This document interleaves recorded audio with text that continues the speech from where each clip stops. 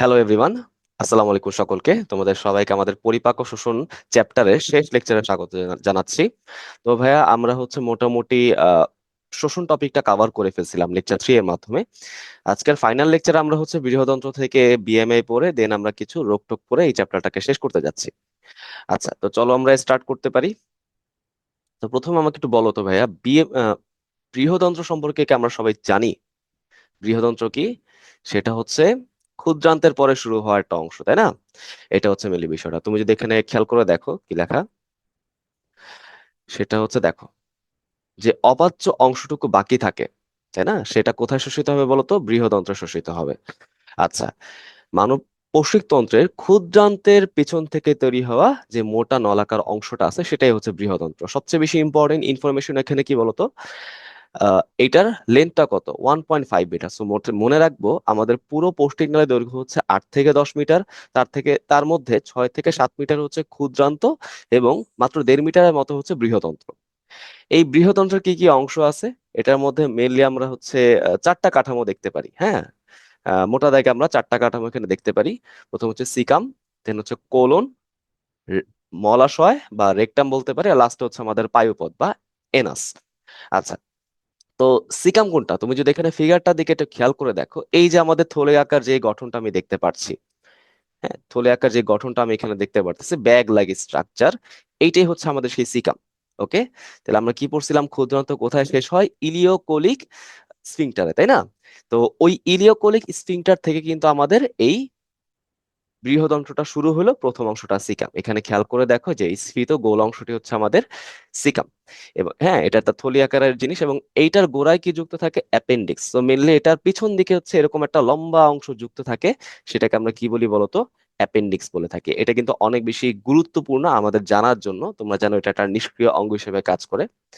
Colon কোনটাই, যে পুরো যে অংশটা আমি দেখতে পারতেছি, পুরো লম্বা অংশটা, এই পুরো অংশটাই আমাদের কোলন। দেখো, এটা উল্টো ইউ আকৃতির একটা অংশ, এবং এইটা চারটা ভাগে ভাগ করা থাকে।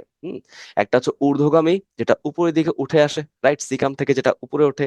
তারপর আমাদের অনুপ্রস্থ বা ট্রান্সভার্স, নিম্নগামী বা ডিসেন্ডিং, এবং সিগময়েড, তাই না, যেটা বাঁকানো। সিগময়েড কথাটা মানে বাঁকানো। এই চারটা অংশ আমি এখানে দেখতে পারতেছি, হ্যাঁ, ঊর্ধ্বগামী, অনুপ্রস্থ, নিম্নগামী এবং সিগময়েড। তো সিগময়েড কোলন যেখানে শেষ হলো, সেখান থেকে আরেকটা এরকম থলে আকারের গঠন তৈরি হবে, যেখানে মলটা সাময়িক সময়ের জন্য জমা থাকবে। ওকে, সেটাকে আমরা কি বলতেছি? মলাশয় বা রেকটাম।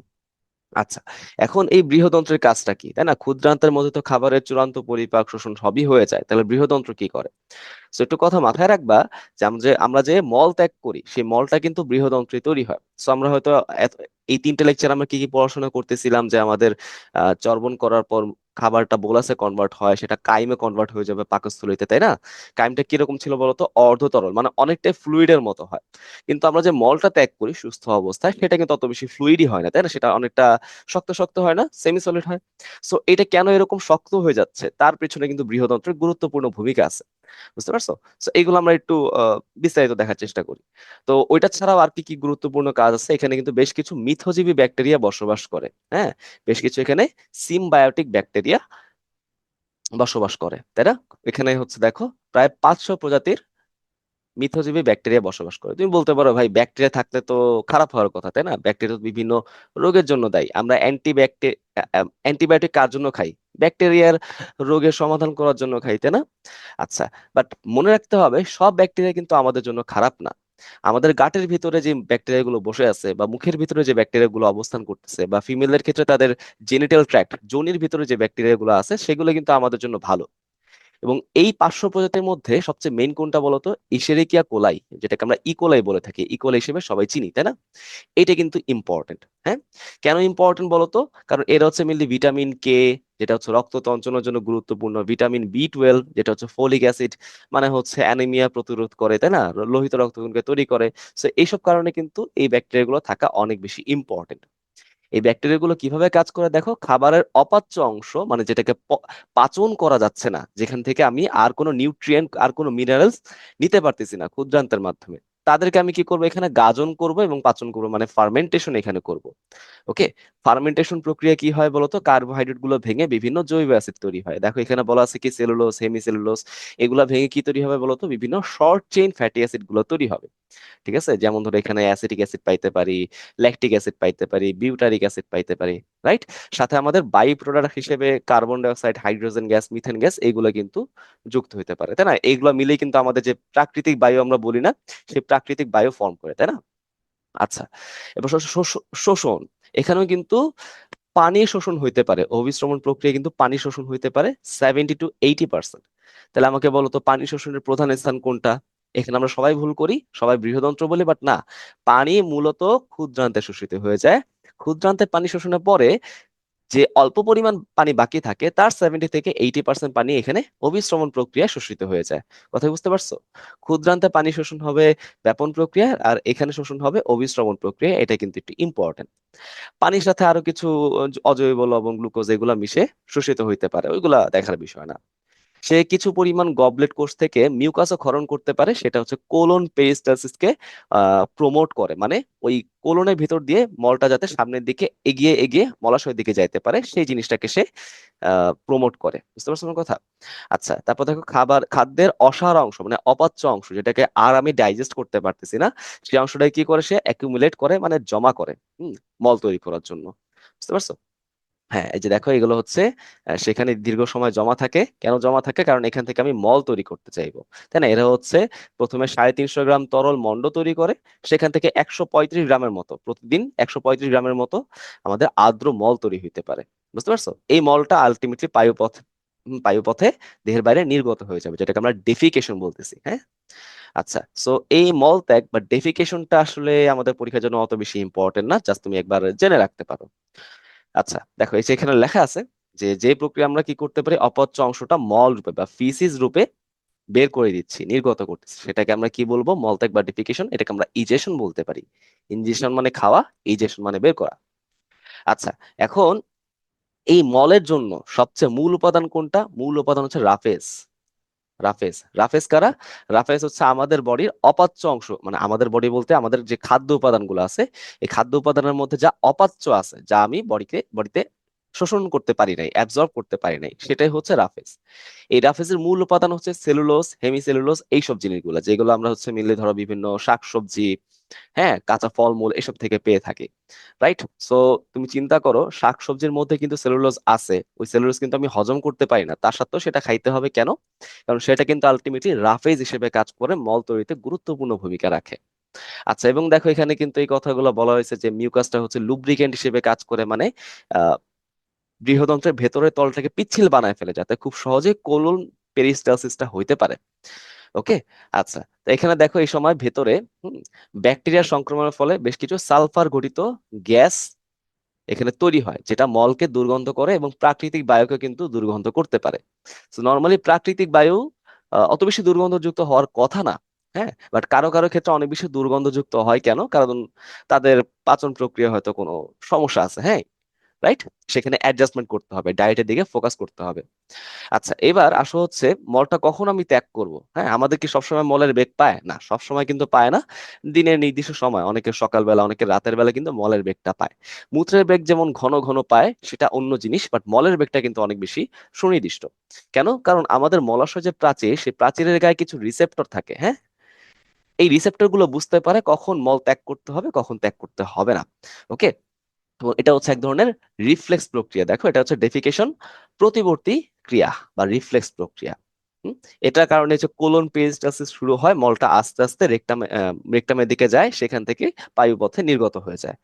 ওকে, আচ্ছা ঠিক আছে, তো এখান থেকে আর কিছু পড়ার দরকার নাই, জাস্ট মাথায় রাখবা এই কথাগুলা। এবার চলে আসো ভাই, স্থূলতা মানে মোটাত্ব, তাই না? কাউকে আমরা কি বলি? মোটকা বলি, তাই না? এখন আমি কাকে দেখে মোটকা বলবো? রাইট, সেটার একটা ফর্মাল জিনিস আমি এখানে দেখার চেষ্টা করতেছি। তো এখানে খেয়াল করে দেখো, স্থূলতা কাকে বলে? আদর্শ দৈহিক ওজনের 20% বা তার বেশি যদি কারো বডিতে মেদ জমা হয়, তাই না? তো আমি কিন্তু শুধুমাত্র বডি ওয়েট দেখেই স্থূল বলতেছি না, মেদ বা ফ্যাট, ফ্যাট দেখে আমি কাউকে হচ্ছে মোটা বলতে পারি। রাইট, আচ্ছা, এখন এখানে কত পার্সেন্ট ফ্যাট হইতে হবে? 20% বা তার বেশি। কিসের?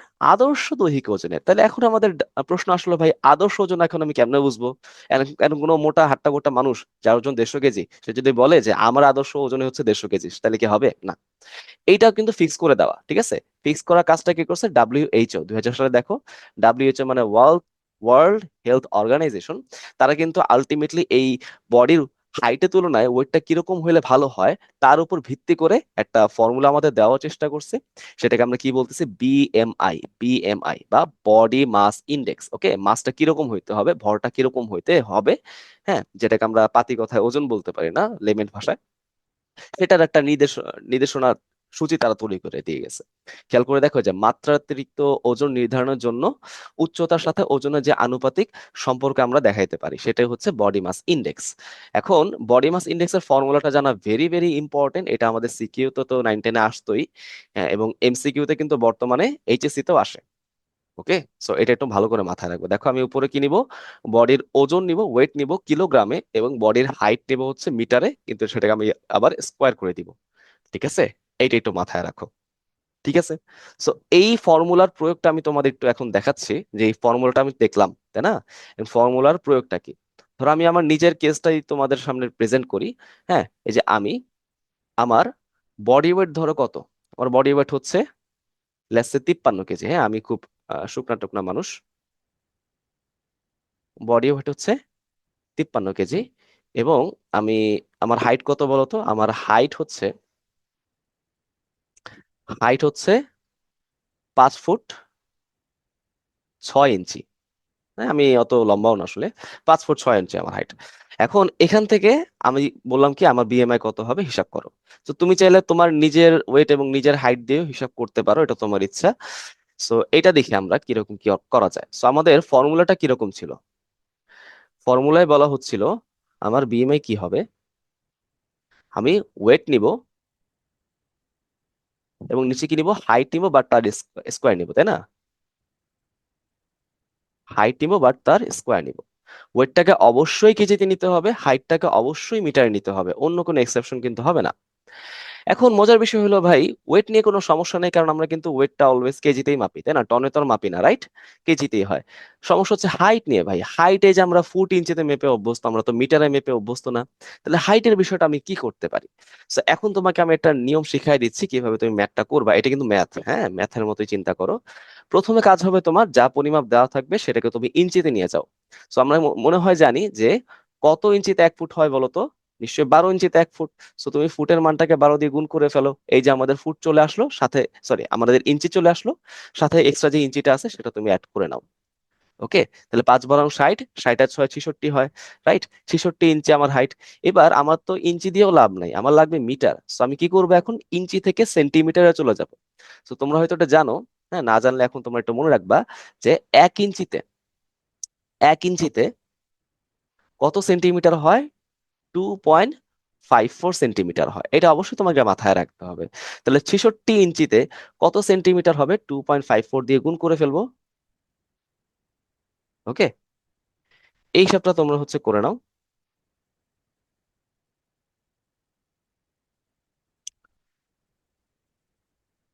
66 × 2.54, হ্যাঁ, এটা কত আসলে বলো তো? 167.64 সেন্টিমিটার। হ্যাঁ, এখন অনেক সময় আমাদের কি হয়, তাড়াহুড়ার ফলে আমরা এই মানটাকে স্কোয়ার করে বসাই দিই, বাট না, মানটা কিন্তু অবশ্যই মিটারে লাগবে। আমি কি করবো? এটাকে আবার 100 দিয়ে ভাগ দিব, তাহলে মানটা কত আসবে? 1.6764 মিটার। ওকে, যত বেশি ডেসিমাল পয়েন্ট নিবা, মানটা এখানে ভ্যালুটা তত বেশি অ্যাকুরেট আসবে। তো আমি কি করব? আমার বডি ওয়েটকে এই মানটা দিয়ে আমি ভাগ করে দিব। শুধু এই মানটা নিব না, এটা কিন্তু স্কোয়ার করতে হবে। এখানেও কিন্তু অনেকে আবার আমরা মিস্টেক করি, আমরা স্কোয়ার করতে ভুলে যাই। সো অবশ্যই এখানে কিন্তু স্কোয়ার করে নিতে হবে। ওকে, এককটা কি আসবে বলো? KG per metre square, KG per metre square. এককটা একটু মাথায় রাখো। ওকে, সো আমরা এখানে কি করব? 53.6764 আমার কত আসলো বলো তো? 18.859। ওকে, এত মানটা আসলো, রাইট? এরকম একটা মান আসলো। ঠিক আছে, আচ্ছা, তাহলে এইটা আমাদের একটা ধাপ গেল।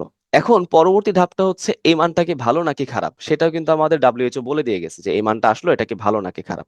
ঠিক আছে, সো মানটা একটু মাথায় রাখো, 18.85 মানে 18.9 এরকম একটা ভ্যালু হবে।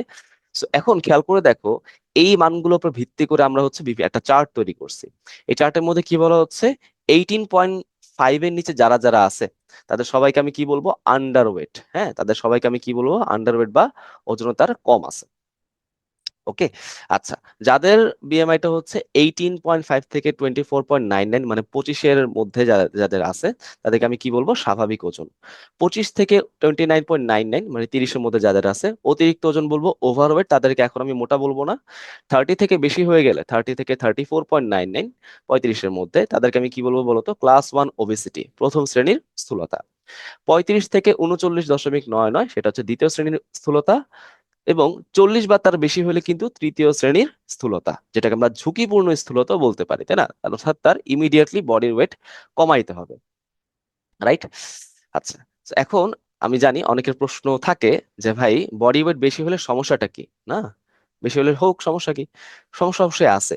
যাদের বডি ওয়েটটা বেশি তারা কিন্তু বিভিন্ন ডিজিজ বা রোগের প্রতি প্রোন থাকে, মানে ঝুঁকিপূর্ণ অবস্থায় থাকে। এই রোগগুলো তার হইতে পারে, ডায়াবেটিস বলো, হ্যাঁ, তারপর আমাদের হার্টে বিভিন্ন ভালভুলার ডিজিজ বলো, আমি একটু পরে তোমাদের বলবো, জাস্ট একটু কথাগুলো মাথায় রাখো। তাহলে এই চার্টটা পড়ার ফলে এখন তুমি নিশ্চয়ই বলতে পারবা আমার যে ভ্যালুটা কত ছিল, আমার বিএমআই 18.89 সামথিং, না 849 সামথিং। সো আমি কিন্তু আলটিমেটলি এই স্বাভাবিক ওজনের মধ্যেই পড়ছি, তাই না? হ্যাঁ, খুবই খুবই আমি ন্যারোলি স্কেপ করছি আন্ডার ওয়েটটা, বাট ঠিক আছে, আমি স্বাভাবিক ওজনের মধ্যেই পড়ছি। এখন পরীক্ষা যখন সিকিউতে আসে বা এমসিকিউতে দেয় তখন কিন্তু এরকম স্বাভাবিক ওজন অত কমনলি দেয় না। কি দেয় বলতো, অতিরিক্ত ওজন বা প্রথম শ্রেণীর স্থূলতা, এই দুইটা জিনিস হচ্ছে বেশি দেয়। বুঝতে পারছো, এই দুটা জিনিস হচ্ছে বেশি বেশি দেওয়া হয়। তো তোমরা হচ্ছে এখান থেকে কিছু ম্যাথ তোমাদের টেস্ট টেস্ট পেপার বা সাপ্লিমেন্ট থেকে একটু প্র্যাকটিস করে যাও। ওকে। তারপর প্রশ্ন কি করা হয় যে সে তো এখন একটু বেশি মানে মোটা লেভেলে আছে, তাহলে তুমি এখন তাকে কি সাজেস্ট করবা, তাই না? তাহলে বডি ওয়েট কমাইতে হবে, সেটা আমরা দেখার চেষ্টা করবো একটু পরে। তো এখানে এই কথাগুলো বলা হয়েছে যে 25 বা তার কম হইতে হবে। আচ্ছা, ঠিক আছে। এখানে এখানে দেখো, 50 থেকে 100-তে যদি তার বিএমআই চলে যায়, তাই না? আমি তো 40 পর্যন্ত বললাম, যদি 50 বা 100-র মধ্যে থাকে, তখন সেই ধরনের স্থূলতাকে আমরা কি বলতেছি, মরবিড স্থূলতা বা বীভৎস, ব্যাধিগ্রস্ত বীভৎস স্থূলতা। তার ইমিডিয়েটলি ওয়েট কমাইতে হবে, তাই তো? এইভাবে সে বেশি দিন বাঁচতে পারবে না। আচ্ছা, তো চিকিৎসা বিজ্ঞানে যেখানে আমরা স্থূলতার কারণ, মানুষ কেন মোটা হচ্ছে, প্রতিরোধ, চিকিৎসা এবং অস্ত্রোপচার মানে অপারেশন নিয়ে আলোচনা করি, সেটা কি বলতো, বেরিয়াট্রিক্স, তাই না? তোমরা কি বেরিয়াট্রিক্যাল সার্জারির নাম শুনছো না? বডি থেকে ফ্যাট কেটে বাদ দেওয়া হয়, তাই না? আচ্ছা, এবার দেখো স্থূলতার কারণে কোন কোন রোগ হইতে পারে তার একটা লিস্ট আমি দেওয়ার চেষ্টা করছি। করোনারি হৃদরোগ মানে হার্টের বিভিন্ন ডিজিজ হইতে পারে। টাইপ 2 ডায়াবেটিস হইতে পারে, মানে ডায়াবেটিস নামে আমি যাকে যাকে চিনি সেটা হচ্ছে টাইপ 2 ডায়াবেটিস। আচ্ছা, স্তন ক্যান্সার মানে ব্রেস্ট ক্যান্সার, কোলন ক্যান্সার হইতে পারে। হ্যাঁ, হাইপার টেনশন মানে উচ্চ রক্তচাপ, তারপর হচ্ছে ব্রেনে স্ট্রোক হইতে পারে। রাইট। তারপর হচ্ছে যকৃৎ বা পিত্তথলি অসুখ হইতে পারে, স্লিপ অ্যাপনিয়া মানে ঘুমের ব্যাঘাত হইতে পারে। তারপর অস্টিও আর্থ্রাইটিস হইতে পারে, বন্ধ্যাত্ব মানে স্টেরিলিটি, সে বাচ্চা ধারণে অসক্ষম, রাইট, এরকম হইতে পারে। মেনলি ফিমেলদের এটা বেশি হয়, তাই তো? জরায়ু আসলে পর্যাপ্ত পরিমাণে স্পেস পাচ্ছে না, এরকম হইতে পারে। আচ্ছা, স্থূলতার কারণ কি হইতে পারে? সো আমরা বেসিক্যালি কমন সেন্স দিয়ে যে যে কারণগুলো বুঝি সেইগুলো আসলে এখানে ইনক্লুডেড। সো একবার রিডিং পড়ে তোমরা এটা অ্যান্সার করতে পারবা। মাঝে মাঝে এটাই কিন্তু 4 মার্কে দিয়ে দেয়। এবং সবকিছু অ্যান্সার করার জন্য তোমার যে বাই হার্ট পড়তে হবে, মুখস্থ করে ফেলতে হবে, বিষয়টা এরকমও না। কিছু জিনিস তুমি কমন সেন্স দিয়ে চিন্তা করবা, তাইলে কিন্তু সেটা অ্যান্সার করতে পারবা। স্থূলতার কারণ, মানুষ কেন মোটা হয় তোমরা জানো, ওভার ইটিং এর কারণে, তাই না? রাইট, এখান থেকে কয়েকটা পয়েন্ট তুমি যদি বানায় বুনায় লিখতে পারো তাহলে কিন্তু যথেষ্ট। তো এখানে খেয়াল করে দেখো, আমি কিছু কারণ অলরেডি তোমাদের তো চার্ট আউট করে দেওয়ার চেষ্টা করছি। সংক্ষেপে বলে যাই। প্রথমে কি, জিনগত কারণ, মানে বাবা মা যদি মোটা হয় তাহলে সেটা কিন্তু বাচ্চার মোটাত্বের জন্য কিন্তু দায়ী হইতে পারে। দেখছো, এটা কিন্তু প্রায় 80 ভাগ ক্ষেত্রে এটা এরকম বলা যেতে পারে। পারিবারিক জীবনযাত্রা, যদি দেখা যায় বাসার মধ্যে অতি ভোজনের অনেক বেশি কমন প্র্যাকটিস আছে, তাহলে বাচ্চা কাচ্চা কিন্তু খাবার দাবারের প্রতি অনেক বেশি ঝুঁকে যাইতে পারে। আবেগ, তাই তো, যেমন ধরো বিষণ্ণতা, ডিপ্রেশন, আশাহীনতা, হোপলেসনেস, তাই না, পেসিমিজম। তারপর হচ্ছে ক্রোধ, রাগ, এইসব। তারপরে হচ্ছে একঘেয়েমি জনিত বিরক্তি, মানে বিভিন্ন সমস্যার কারণে সে ওভার ইটিং করতে পারে। কর্মক্ষেত্রে তুমি যদি দেখো, তুমি যেখানে হচ্ছে কাজ করতেছো, যেখানে তুমি জব করো বা তোমার স্কুল কলেজ, সেখানে যদি বেশি খাওয়ার বেশি ভোজনের প্রবণতা থাকে, তাহলে কিন্তু আসলে স্থূলতা হইতে পারে। আবার যারা হচ্ছে ডেস্ক জব করে না, সেডেন্টারি লাইফস্টাইল যারা লিড করে, হ্যাঁ, অফিসে যে হচ্ছে টেবিলে সারাদিন বসে আছে, তাদের ক্ষেত্রে কিন্তু এরকম ফ্যাট জমতে পারে। আচ্ছা, মানসিক আঘাত খুব কমনলি দেখা যায় না যে একটা মানুষ ধরো শারীরিক মানসিক অত্যাচারের মধ্যে দিয়ে যাচ্ছে, হ্যাঁ, মাইর খাচ্ছে, মাইর খেলে কি খিদা লাগে বেশি? এরকম তো কমনলি আমরা শুনি না। যাই হোক, বিশ্রাম আমরা যখন হচ্ছে 7-8 ঘন্টার বেশি ঘুমায় ফেলি, সেটা কিন্তু বডিতে স্থূলতার জন্য দায়ী হইতে পারে। লিঙ্গ ভেদে ফিমেলরা কিন্তু মেলের তুলনায় বেশি মোটা হইতে পারে। কেন? কারণ ফিমেলদের মেটাবলিক রেটটা, হ্যাঁ, ফ্যাট বার্ন করার রেটটা কিন্তু কম হয়, মেলদের বেশি হয়। হ্যাঁ, বুঝতে পারছো? আচ্ছা, গর্ভাবস্থায় আবার ফ্যাট জমতে পারে। ঠিক আছে, এটা হ্যাঁ 4 থেকে 6 পাউন্ড, এই মানটান মনে রাখা লাগবে না তোমাদের। তারপর নিদ্রাহীনতা, বেশি ঘুমাইলেও সমস্যা, কম ঘুমাইলেও কিন্তু সমস্যা, এটা মাথায় রাখবা। শিক্ষার অভাব, কোন খাবার খাইলে আমি মোটা হব, কোনটা খাইলে হব না, এগুলো আমরা আমাদের না জানার কারণে মানুষ মোটা হইতে পারে। বিভিন্ন অসুখের কারণে কিন্তু মানুষের বডিতে ফ্যাট জমতে পারে। দেখা যাচ্ছে সে আহ স্বাভাবিক পরিমাণ খাবারই খাচ্ছে, বাট সে শুকাচ্ছে না, হ্যাঁ, তার ওয়েট কমতেছে না। যেমন ধরো হচ্ছে পলিসিস্টিক ওভারি সিনড্রোম, পিসিও যেটাকে বলে কমনলি এখন যেটা হচ্ছে, তারপর কুশিং সিনড্রোম, তারপর ধরো হচ্ছে হাইপোথাইরয়েডিজম। এরকম ডিজিজ গুলো আমরা পরে এন্ডোক্রাইনোলজিতে পড়বো, হ্যাঁ, চ্যাপ্টার 8-এ আমরা পড়বো, সমস্যা নেই। আর কিছু ওষুধের কারণে কিন্তু এরকম স্থূলতা আসতে পারে, যেমন ধরো কর্টিকোস্টেরয়েড, তারপর অ্যান্টি ডিপ্রেসেন্ট, তাই তো, তারপর হচ্ছে আমাদের জন্ম নিরোধক বিভিন্ন বড়ি আছে, পিলস আছে, তাই না, বার্থ কন্ট্রোল পিলস যেটাকে আমরা বলি। তারপর ধরো হচ্ছে হ্যাঁ এইসব কারণে হইতে পারে। আচ্ছা, স্বাস্থ্যগত কি কি সমস্যা হইতে পারে আমরা মোটামুটি জানি, তাই না? এই যে উচ্চ রক্তচাপ, হ্যাঁ ঠিক আছে, তারপর তো হচ্ছে আমাদের এই যে ডায়াবেটিস, টাইপ 2 ডায়াবেটিস, তাই না, অস্টিও আর্থ্রাইটিস, ক্যান্সার, এগুলো আমরা অলরেডি আলোচনা করে ফেলছি, আলাদা করে পড়ার দরকার নাই। যেটা আমাদের জোর দিয়ে পড়তে হবে সেটা হচ্ছে স্থূলতার প্রতিরোধ, কিভাবে তুমি স্থূলতাটাকে কাটায় উঠতে পারো, তাই না? আচ্ছা, নিয়মিত ব্যায়াম করতে হবে যাতে বডি ফ্যাট না জমতে পারে, ফ্যাট যাতে সহজে বার্ন হয়ে যায়। ঠিক আছে, স্বাস্থ্যসম্মত খাবার খাইতে হবে, যেখানে যেসব খাবার হচ্ছে ফ্যাট কম বিয়ার করে। যেমন ধরো তুমি বাইরে ভাজা পোড়া খাবার কম খাবা, তাই না, ওই ডায়েট সোডা মোডা এসব কম খাবা। তারপর খাদ্য নিয়ন্ত্রণ করতে হবে, চর্বিযুক্ত খাবার, মিষ্টি খাবার এগুলোকে অ্যাভয়েড করতে হবে। লোভনীয় খাবার পরিহার করতে হবে, জানা যে কাচ্চি বিরিয়ানির প্রতি আমাদের সবারই লোভ থাকে, গ্রিলড চিকেন আমরা খাই, তাই না, এগুলো একটু কম খাইতে হবে। দেহের ওজন নিয়মিত পর্যবেক্ষণ করতে হবে, বাড়লো নাকি কমলো, সবার বাসায় একটা যদি ওয়েট মেশিন থাকে, এটা সবচেয়ে বেস্ট হয়। ফল এবং সবজি আহার করতে হবে। ওকে, এইগুলো হচ্ছে স্বাস্থ্যকর খাবার, তাই না, এদের মধ্যে ফ্যাট অলরেডি কম থাকে। তারপর কি অব্যাহত প্রয়াসী হইতে হবে, মানে চেষ্টা করতে হবে। বডি ওয়েট বেড়ে যাচ্ছে, হ্যাঁ, তাহলে কমানোর চেষ্টা করতে হবে। এরকম হয় যে ছেলেমেয়েরা কি হয়, বিয়ে শাদীর আগে হচ্ছে বডি ফিটনেস নিয়ে একটু কনসার্ন থাকে, বাট বিয়ে শাদী হয়ে গেলে কেন জানি গা ছেড়ে দেয়, যে এখন তো বিয়ে করে লাইছি, এখন এমনি চিকন থাকে মোটা থাকে, কি কি হয়েছে? বাট না, এরকম না। আমাদের সুস্বাস্থ্যের জন্য, আমাদের লাইফের লনজিভিটি বাড়ানোর জন্য অবশ্যই একটু ট্রাই করতে হবে। বিনোদন মানে কি, আমাদের আউটডোর অ্যাক্টিভিটি বাড়াইতে হবে, স্পোর্টস করতে হবে, তাই না, মোবাইলে বসে গেমিং করাটা বন্ধ করতে হবে। কিটোজেনিক ডায়েট, ওকে, কিটোজেনিক ডায়েট এখন এটা কিন্তু অনেক বেশি কমনলি করা হয়। বিভিন্ন হচ্ছে অ্যাক্ট্রেসরা, মডেলরা হচ্ছে কিটোজেনিক ডায়েটটার দিকে বেশি ফোকাস করে। সো কিটোজেনিক ডায়েটটা কি, নিম্ন শর্করা এবং চর্বিযুক্ত খাবার খাওয়া, তাই না, ভাত রুটি এসবকে পরিহার করা। হ্যাঁ, তো তারা মেনলি কি খায়, বিভিন্ন যেগুলো হচ্ছে হাই প্রোটিন, হ্যাঁ, এবং এবং লো ইন ক্যালোরি, এই ধরনের খাবারগুলো বেশি খায়। যেমন দেখবা অনেকে হচ্ছে কি করতেছে, যে চিকেন ব্রেস্ট সে সিদ্ধ করে খাচ্ছে, হ্যাঁ, মশলা টশলা কিছুই দিচ্ছে না, তাই না, এটা কিন্তু কিটোজেনিক ডায়েটের একটা অংশ। আচ্ছা, তারপর ধরো বিভিন্ন ওষুধ সেবনে কিন্তু আমাদের চর্বি কমতে পারে, হ্যাঁ, চর্বি শোষণ রোধ করে এমন ওষুধ, যেমন এখানে কিছু ওষুধের নাম দেওয়া আছে, এগুলো দরকার নাই। আর জিআই হরমোনের কিন্তু গুরুত্বপূর্ণ প্রভাব আছে, এটা ম্যাজিক বুলেট হিসেবে কাজ করে। মানে এই যে এগুলা অত লেমেন প্রশ্ন হয়ে যায়, যে এরকম প্রশ্ন করবে না যে নিচের কোনটি ম্যাজিক বুলেট হিসেবে কাজ করে, করবে না, জাস্ট তুমি একবার জেনে রাখবা। আচ্ছা ঠিক আছে, জিআই হরমোন মানে কি, গ্যাস্ট্রো ইন্টেস্টাইনাল বিভিন্ন হরমোন থাকতে পারে যেগুলো ধরো ক্ষুধাকে নিয়ন্ত্রণ করে, তাই না? আচ্ছা, বেরিয়াট্রিক সার্জারি, যে ফ্যাট কেটে বাদ দিব এরকম সার্জারি গুলা, এগুলো কিন্তু আলটিমেটলি ফ্যাট কমানোর কাজে হেল্প করতে পারে। হ্যাঁ, এগুলো অত বেশি বিস্তারিত পড়া লাগবে না। আসলে আমাদের লাস্ট টপিক সেটা হচ্ছে পৌষ্টিকতন্ত্রে কয়েকটা রোগ সম্পর্কে আমি জানবো। এখান থেকে তুমি মেনলি কি পড়বা, কোন রোগটা দিয়ে কি বোঝায়, শেষ। কোন রোগটা দিয়ে কি বোঝায়, কাকে বলে, একটু পড়লেই হবে, বাকি জিনিসগুলো তুমি রিডিং পড়বা, নিজের মতো বানায় লিখবা। ঠিক আছে, বানায় লেখা কিন্তু খারাপ না। ওকে, সমস্যা হচ্ছে যে আমরা মাঝে মাঝে এমন এমন খাতা পাই যেখানে স্টুডেন্টরা এমন এমন জিনিস বানায় লেখে, দেখলেই বিরক্ত লাগে। তুমি হচ্ছে একজন স্মার্ট মানুষ ভাই, তুমি নিজের মতো সুন্দর মতো করে স্মার্ট ওয়েতে বানায় লিখবা, তাহলে কিন্তু ভালো মার্ক ক্যারি করবা। ঠিক আছে? আচ্ছা, আসো, প্রথমে হচ্ছে পেপটিক আলসার। পেপটিক আলসার মানে কি? আলসার মানে হচ্ছে ক্ষত জায়গা। ঠিক আছে, আলসার মানে কি বলো? ক্ষত জায়গা। তো আমাদের পৌষ্টিকতন্ত্রের কোথাও যদি ক্ষত জায়গা তৈরি হয়, সেটাই হচ্ছে পেপটিক আলসার। পৌষ্টিকতন্ত্রের কোথায় কমলি ক্ষত জায়গা তৈরি হইতে পারে? পাকস্থলী এবং ক্ষুদ্রান্ত। তাই না? পাকস্থলীর ভিতরে ওই গ্যাস্ট্রিক হাইড্রোক্লোরিক অ্যাসিড থাকে, তারপর আমাদের বিভিন্ন প্রোটিওলাইটিক এনজাইম গুলো থাকে। তাই পাকস্থলীতে ক্ষত হওয়ার সম্ভাবনা বেশি। সেটা আবার ক্ষুদ্রান্তে ডিওডেনামে চলে আসে, তাহলে ডিওডেনামে ক্ষত হওয়ার সম্ভাবনা থাকে। সো মেনলি পেপটিক আলসার বলতে আমরা গ্যাস্ট্রিক আলসার বা পাকস্থলীর আলসার এবং ডিওডেনাল আলসার বা ক্ষুদ্রান্তের আলসারটাকে বুঝে থাকি।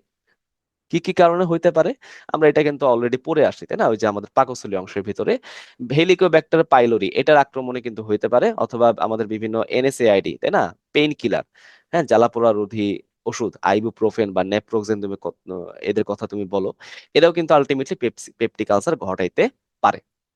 আচ্ছা, কি কি উপসর্গ বা কি কি লক্ষণ পাওয়া যাবে খেয়াল করে দেখো। প্রথম এবং প্রধান লক্ষণ হচ্ছে এখানে পেট জ্বলা, তার পেট প্রচন্ড পরিমাণ জ্বলবে, তাই না? মনে হবে যে আমার প্রচন্ড পরিমাণ ক্ষুধা লাগছে এবং খাবার পরেও ক্ষুধাটা যাচ্ছে না, এরকম মনে হবে।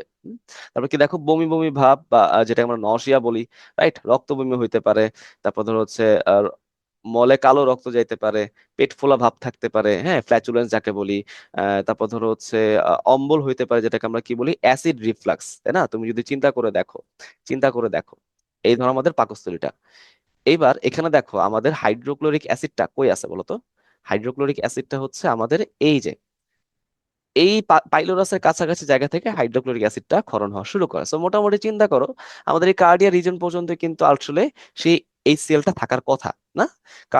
কার্ডিয়া রিজনটা পর্যন্তই HCl-টা থাকার কথা, বাট মাঝে মাঝে কি হয়, এই অ্যাসিড রিফ্লাক্সের ফলে এর উপরেও আলটিমেটলি খাদ্যনালী পথেও সেটা অনেকটা উপরের দিকে চলে যেতে পারে, হ্যাঁ, অ্যাসিড কন্টেন্টটা। এখন আমাদের ইসোফেগাসের গায়ে কিন্তু অত বেশি মিউকাস কোটিং নাই, তাই না? পাকস্থলীর গায়ে যেরকম অনেক মোটা একটা মিউকাসের লেয়ার আছে, ইসোফেগাস বা খাদ্যনালীর মধ্যে কিন্তু নাই। যার ফলে এখানে HCl চলে আসলেই এই জায়গার দেয়ালটাকে, ইসোফেগাসের দেয়ালটাকে ক্ষত করা শুরু করে।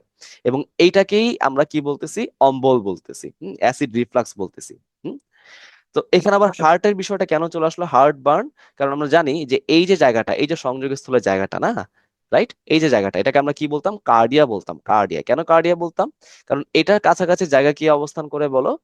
হার্টের অ্যাপেক্সটা অবস্থান করে, রাইট। সো যখন এই জায়গাটায় ব্যথা হয়, এরকম জলাপোড়া জনিত ব্যথা হয়, so অনেক সময় মনে হয় যে হার্টে ব্যথা হচ্ছে, হ্যাঁ, হৃৎপিণ্ডে ব্যথা হচ্ছে, বাট বিষয়টা এরকম না। ওকে, হৃৎপিণ্ডে কিন্তু জলা জলা ব্যথা খুব কমনলি হয় না। যখনই মনে হবে যে হৃৎপিণ্ডে ব্যথাটা জলা জলা মনে হচ্ছে, মনে করবা সেটা হচ্ছে হার্ট বার্ন বা অম্বল। ওকে, আচ্ছা, ঠিক আছে। এগুলো এখানে আর কিছু পড়তে হবে না, জাস্ট এগুলো মাথায় রাখবা। আচ্ছা, এবার হচ্ছে গল গল ব্লাডার স্টোন বা পিত্ত পাথুরি। ইম্পর্টেন্ট, আমাদের দেশে কমনলি কিন্তু পিত্ত পাথুরি হইতে আমরা দেখতে পারি। এর পিছনে গুরুত্বপূর্ণ কারণ কিন্তু খাবারে অনিয়ম করা। এখানে তুমি যা যা রোগ দেখতে পারবা, সবচেয়ে গুরুত্বপূর্ণ কারণ কি? খাবারে অনিয়ম করা। জাস্ট আমরা যদি ঠিক মতো খাবার খাই, হ্যাঁ, এই যে রমজান মাস আসে, রমজান মাসে যদি আমরা ঠিকভাবে রোজা রাখি, তাহলে এটা কিন্তু আমাদের বডিটাকে সুস্থ রাখতে পারে। ওকে, দেখো যে পিত্তথলিতে যদি আমি কোলেস্টেরল বা বিলিরুবিন বা ক্যালসিয়াম এগুলোকে যদি আমরা জমায় ফেলি, হুম, কোনো কারণে যদি জমে যায়, তাহলে সেটা শক্ত হয়ে অনেকটা হালকা বাদামি বা হালকা ময়লাটা সাদা এরকম কালার ধারণ করে শক্ত একটা পিণ্ড তৈরি করতে পারে, রাইট। এই যে দেখছো, দানাকৃতির বা মটর দানার মতো শক্ত গঠন তৈরি করতে পারে, তাকে আমি কি বলতেছি? পিত্ত পাথর বা গল ব্লাডার স্টোন। তো কেন এরকম হইতে পারে? যদি আমাদের কোলেস্টেরল বা বিলিরুবিন অর্থাৎ পিত্তরসের যে কন্টেন্ট গুলো আছে সেগুলো ঠিকভাবে যদি বের না হইতে পারে, তাই তো, তখন সেগুলো আস্তে আস্তে জমা হয়ে হয়ে এরকম, হ্যাঁ, পানি হারায় গিয়ে শক্ত হয়ে যেতে পারে। বুঝতে পারছো? এই কথাগুলো এখানে বলা হয়েছে। দেখো, যদি সম্পূর্ণ বা যথেষ্ট খালি না হয়, তাহলে এগুলো ঘনীভূত হয়ে আস্তে আস্তে কি করে বলতো? পিত্ত পাথর গঠন করে। প্রশ্ন হতে পারে, ঘনীভবন কেন হয় বলতো? কারণ আস্তে আস্তে কিন্তু পিত্তথলি দিয়ে পানিটা বডিতে পুনরায় শোষিত হয়ে যায়, তাই না? তাহলে ওয়াটার কন্টেন্ট কমে গেলে সেটা আস্তে আস্তে ঘনীভূত ভূত তো হবেই। আচ্ছা, এখন এখানে যে কি কি কি সিমটমস দেখা যেতে পারে বলতো? এই যে বিভিন্ন মশলা জাতীয় খাবার খাইলে, মাছ মাংস খেলে পেটে ব্যথা হয়, হ্যাঁ, বমিও হইতে পারে, কাঁপুনি দিয়ে জ্বর আসতে পারে। এগুলা রিডিং পড়লেই হবে। এখান থেকে একটা গুরুত্বপূর্ণ কথা আমি বলি, সেটা হচ্ছে তুমি চিন্তা করে দেখো বিলিরুবিনটা, তাই না? বিলিরুবিনে কিন্তু নিষ্কাশন হওয়াটা বেশি ইম্পর্টেন্ট। ওকে, কেন? কারণ বিলিরুবিন যদি বেড়ে যায় আমাদের বডিতে, তাহলে সেটা আসলে কি তৈরি করে বলতো? জন্ডিস তৈরি করে। আমাদের জন্ডিসের কারণে বডি কি হয়ে যায়? হলদে হয়ে যায় না কেন? কারণ আমাদের বডির বিভিন্ন জায়গায় এই বিলিরুবিনটা জমা হয়ে গেছে। সো এজন্য বিলিরুবিনের বিপাকটা হওয়া, বিলিরুবিনের ইউজেসটা হয়ে যাওয়া অনেক বেশি গুরুত্বপূর্ণ। যদি না হয় তাহলে কিন্তু জন্ডিস বা হেপাটাইটিস এরকম রোগ হইতে পারে। ঠিক আছে? আচ্ছা, ঠিক আছে, এখানে আর কিছু দরকার নাই। এবার চলে আসো ভাই, আইবিএস, ইরিটেবল বাওয়েল সিনড্রোম। হ্যাঁ, ইরিটেবল বাওয়েল সিনড্রোম। বাওয়েল মানে হচ্ছে তোমার এখানে অন্ত্রের কথা বোঝাচ্ছে, তোমার খাবারের পরিপাকটা ঠিকঠাক ভাবে হচ্ছে কিনা সেই জিনিসটা বোঝাচ্ছে। ইরিটেবল মানে কি বলতো? বিরক্তিকর বা অসহ্য, তোমার এখানে তুমি বলতে পারো। এই জন্য দেখো বাংলাটা কি করছে, বিরক্তিকর বাওয়েল সিনড্রোম। হ্যাঁ, মানে বাওয়েলটাকে বাওয়েল রাখছে কিন্তু ইরিটেবলটাকে বানাই দিচ্ছে বিরক্তিকর। কোনো লজিক হইলে এই কথা। আচ্ছা, যাই হোক, সমস্যা নেই। তো এখানে লক্ষণগুলা কি কি দেখো? খিল ধরা বা ক্র্যাম্পিং, পেটের মাসল গুলো একদম পেইনফুল স্প্যাজম হবে, বুঝছো? মানে অনেক কষ্ট, অনেক হঠাৎ করে অনেক বেশি পরিমাণ সংকোচন হয়ে যাবে, যার ফলে পেটের ভিতরে অনেক বেশি ব্যথা হয়।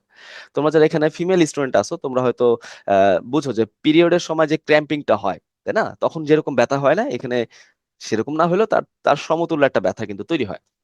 আচ্ছা, আর কি থাকে বলতো? পেট ব্যথা বা ফোলা ভাব থাকে, মানে মনে হয় পেটের ভিতর অনেক বেশি পরিমাণ গ্যাস গ্যাস জমা হয়েছে এরকম। ডায়রিয়া বা কোষ্ঠকাঠিন্য হইতে পারে। এগুলো আর কিছু অত বেশি ইম্পর্টেন্ট না। আচ্ছা, ঠিক আছে, সো এখান থেকে আর কিছু দরকার নাই। যে এখানে কি করতে হবে? খাদ্যাভ্যাস হচ্ছে নিয়ন্ত্রণ করতে হবে, জীবনধারা, মানসিক চাপ নিয়ন্ত্রণ, রিডিং পড়লেই হবে। লিভার সিরোসিস, ওকে, লিভার পচে যাওয়া যে ঘটনাটা, এখানে কি হয় বলতো? দীর্ঘদিন ধরে যে হচ্ছে হেপাটাইটিস বি বা হেপাটাইটিস সি ভাইরাসে আক্রমণ হয়, তাদের ক্ষেত্রে লিভার হচ্ছে দাগ পড়ে স্থায়ী ক্ষতের সৃষ্টি হইতে পারে। এই জিনিসটাকে আমরা কি বলতেছি? লিভার সিরোসিস বলতেছি। লিভার সিরোসিসের ফলে লিভারের কার্যক্ষমতা কমে যাবে এবং ধীরে ধীরে সেটা ব্যাহত হইতে পারে। এগুলো জাস্ট জানবা। কেন লিভার সিরোসিসটা হয়? এই যে ফ্যাটি লিভার বা লিভারে যদি অতিরিক্ত পরিমাণ চর্বি জমে যায়, আমরা জানি লিভার কিন্তু হচ্ছে ফ্যাটি অ্যাসিড জমা করতে পারে। যদি সেখানে অনেক বেশি পরিমাণ ফ্যাটি অ্যাসিড জমা হয়ে যায়, তাহলে কিন্তু সেটা হচ্ছে ফ্যাটি লিভারের সৃষ্টি করতে পারে। সেখান থেকে আলটিমেটলি লিভার সিরোসিস হইতে পারে। আচ্ছা, ঠিক আছে, লিভার সিরোসিস এর ব্যাখ্যা কি? যে হেপাটাইটিস এর কথা আমরা বলতেছি। হ্যাঁ, তারপর যে B virus, C virus, cholecystitis এর কারণে, মদ পানের কারণে কিন্তু লিভারের সমস্যা হইতে পারে, খুব কমন এটা, তাই না? সিগারেট সিগারেট পানে হচ্ছে ফুসফুসের সমস্যা হয়, মদ পানে লিভারের সমস্যা হয়। ঠিক আছে, আরো কিছু জিনিস আছে, এখান থেকে না পড়লে চলবে। আচ্ছা, উপসর্গের মধ্যে দেখো এখানে তেমন কিছু নাই। হ্যাঁ, যে দেখো এখানে কি হইতে পারে বলতো? লিভার ব্যর্থ বা লিভার ফেলিয়ার হইতে পারে। হেপাটিক ফেলিয়ার মানে লিভার তার কাজ করতে ব্যর্থ হচ্ছে, তাই না? আচ্ছা, ঠিক আছে, জটিল উপসর্গের মধ্যে দেখো ডান পাশে ব্যথা হবে, লিভার যেহেতু ডান পাশে আছে। পিত্ত বমি মানে বমির কন্টেন্ট অনেকটা হলদে হলদে হবে, তাই না? রাইট, হলদে সাদা হবে, ময়লা সাদা হবে। তারপর হচ্ছে অজীর্ণতা, মানে ঠিকভাবে খাওয়া সে হজম করতে পারতেছে না। ক্ষুধাহীনতাটার, হ্যাঁ, যেটাকে আমরা অ্যানোরেক্সিয়া বলি। আহ যাই হোক, এভাবে একটু মাথায় রাখতে হবে। আর তারপর কি, লিভার আকারে বড় হয়ে যাবে, যেটাকে আমরা হেপাটোমেগালি বলি। এগুলো একটু মাথায় রাখতে হবে। এবার চলে আসো ভাই, অ্যাপেন্ডিসাইটিস। হ্যাঁ, দেখো অ্যাপেন্ডিক্স এই শব্দটা, অ্যাপেন্ডিসাইটিস এর মধ্যে অ্যাপেন্ডিক্স এই শব্দটা কোত্থেকে আসছে? আমাদের একটা অংশ, আমাদের একটা ক্ষুদ্রান্তের অংশ থেকে আসছে, যার নাম হচ্ছে অ্যাপেন্ডিক্স। ওকে, সো অ্যাপেন্ডিক্সের যে কোনো প্রদাহ, আইটিস মানে প্রদাহ, অ্যাপেন্ডিক্সের যে কোনো প্রদাহই হচ্ছে অ্যাপেন্ডিসাইটিস, একটু মাথায় রাখতে হবে। হুম, এটা হচ্ছে বিষয়টা। অ্যাপেন্ডিক্স কই আছে বলতো? আমাদের সিকামের পিছন দিকে আছে, যে কোলন থেকে বেরিয়ে আসে। এবং এটার প্রদাহকে আমরা কি বলতেছি? অ্যাপেন্ডিসাইটিস বলতেছি। সো অ্যাপেন্ডিসাইটিস এর মেইন অপারেশন হচ্ছে অ্যাপেন্ডিসেক্টমি। আমি অ্যাপেন্ডিক্সটাকে কেটে বাদ দিয়ে দিব। হ্যাঁ, এভাবে করলে আসলে সবচেয়ে ভালো হয়, কারণ অ্যাপেন্ডিক্স অত বেশি ভাইটাল কিছু না। ওটার মধ্যে কিছু মিথিলজীবী ব্যাকটেরিয়া থাকতে পারে, বাট ব্যাকটেরিয়া কিন্তু আরো বিভিন্ন জায়গায় অবস্থান করতে পারে। সো অ্যাপেন্ডিক্স কেটে বাদ দিলে কোনো সমস্যা হয় না। আচ্ছা, ঠিক আছে। So, এখানে এখানে আসলে, হ্যাঁ, ঠিক আছে, যে অ্যাপেন্ডিসাইটিস হলে কি হয় বলতো? অ্যাপেন্ডিক্স হচ্ছে ফুলে যায় এবং পুজে ভরে যায়, অনেক বেশি পাস সেখানে জমা হয়। যাক, এগুলা আসলে না পড়লে চলবে, আসলে অত বেশি ইম্পর্টেন্ট না। আচ্ছা, ঠিক আছে। তারপর আসলে হচ্ছে পেট ফাঁপা বা ফ্ল্যাচুলেন্স, তাই তো? ফ্ল্যাচুলেন্স মানে কি? আমাদের যে পাকস্থলী, সে পাকস্থলীর ভিতরে যদি অতিরিক্ত পরিমাণ গ্যাস জমা হয়ে যায়, তাহলে মনে হবে যে পেটটা ফোলা ফোলা হয়ে গেছে, এখনই মনে হয় গ্যাস বের হবে। প্রাকৃতিক বায়ুটা বের হবে, বাট এরকম হয় না। হ্যাঁ, মল ত্যাগের একটা ইচ্ছা জাগে, মনে হয় যে এখনই আমি মল ত্যাগ করব, এরকম। সে অনেকক্ষণ ধরে বাথরুমের মধ্যে বসে থাকে, বাট মল আর বের হয় না।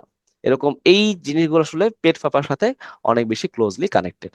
এই যে পুরনো আমাশয় বা ডিসেন্টারি যেটাকে আমরা বলি, অম্ল রোগ মানে যেটাকে আমরা অ্যাসিডিটি বলতেছি, উদরাময় বা ডায়রিয়া যেটাকে বলি, হ্যাঁ, তারপর টাইফয়েড বা কনস্টিপেশন কোষ্ঠকাঠিন্য যদি বলি, এদের কারণে পেট ফাঁপা হইতে পারে। আচ্ছা, ঠিক আছে।